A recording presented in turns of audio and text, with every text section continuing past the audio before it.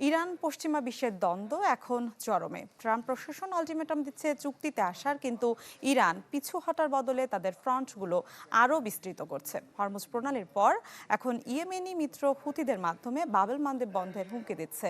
বলা হচ্ছে একই সাথে হরমুজ ও বাবেল মানদেব বন্ধ হলে মহা বিপর্যয়ের মুখে পড়তে পারে বিশ্ব অর্থনীতি। বৈশ্বিক তেলের বাজারে প্রায় 20 থেকে 25% সরবরাহ বিচ্ছিন্ন হয়ে যেতে পারে।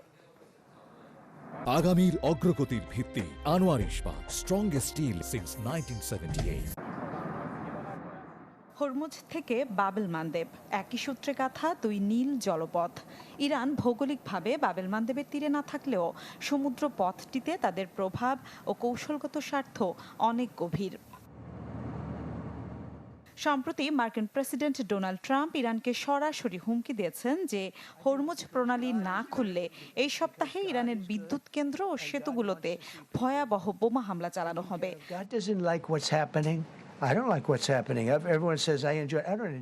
ট্রাম্পের এই অনমনীয় অবস্থানের জবাবেই ইরান এখন তাদের প্রভাব বলয়ে থাকা হুথি বিদ্রোহীদের মাধ্যমে লোহিত সাগরের প্রবেশদ্বার বাবেল মানদেব ঢাল হিসেবে ব্যবহারের ইঙ্গিত দিচ্ছে। ইয়েমেন ভিত্তিক এই গোষ্ঠীটি এরই মধ্যে ইসরায়েলের উপর ক্ষেপণাস্ত্র হামলা চালিয়ে নিজেদের শক্তির জানান দিয়েছে।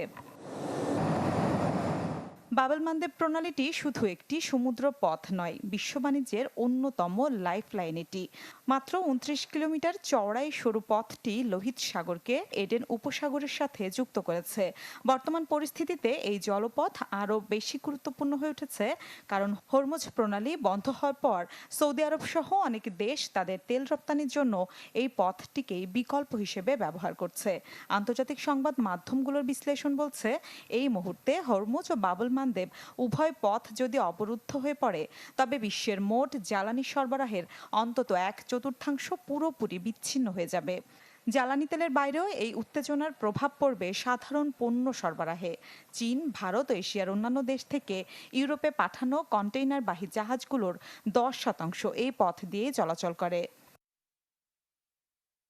আল জাজিরাকে দেয়া এক সাক্ষাৎকারে ক্যামব্রিজ বিশ্ববিদ্যালয়ের মধ্যপ্রাচ্য বিশেষজ্ঞ এলিজাবেথ কেন্ডাল জানিয়েছেন, যদি দুটি গুরুত্বপূর্ণ জলপথ একই সাথে অবরুদ্ধ হয় তবে ইউরোপের বাণিজ্য পঙ্গু হয়ে যেতে পারে। যদিও হুথি বিদ্রোহীরা এখনই পূর্ণমাত্রার যুদ্ধে জড়াবে কিনা তা নিয়ে সংশয় রয়েছে, তবুও ইরান ও যুক্তরাষ্ট্রের এই মুখোমুখি অবস্থান বিশ্বকে এক ভয়াবহ অর্থনৈতিক মন্দার দ্বারপ্রান্তে নিয়ে যেতে পারে।